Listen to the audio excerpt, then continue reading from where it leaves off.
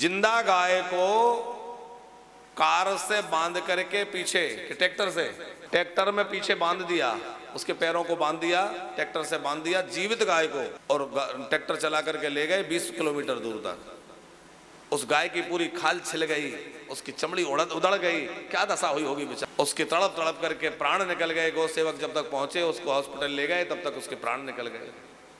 कितनी पीड़ा उस गाय को ही होगी जब उसको ट्रैक्टर से जीवित अवस्था में ऐसे खींच के ले गए। अपराध क्या था, गाय का दोष क्या था? खेत में घुस गई, फसल खा ली।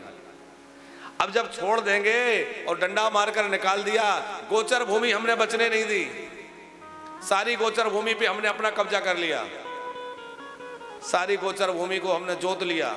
जो गोचर भूमि को जोत लेता है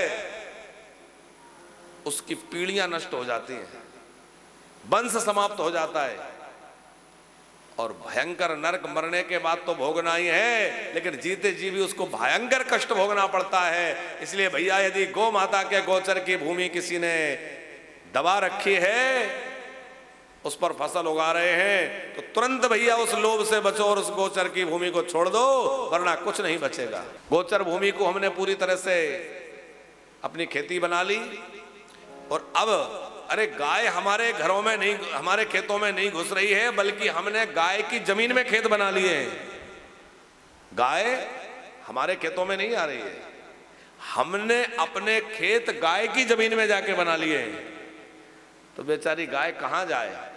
जंगल बचे नहीं, कोई स्थान बचा नहीं, गोचर भूमि खत्म कर दी, समाप्त हो गई। और अब स्थिति यह है कि गाय बेचारी जो या तो सड़कों पे बैठेगी, तो ट्रकों से, बसों से, वाहनों से दुर्घटना होगी, खेतों में जाएगी, फसल खाएगी तो वो उनके द्वारा प्रताड़ित की जाएगी। कहां जाए वो, क्या करे? बहुत बड़ी दुर्दशा है।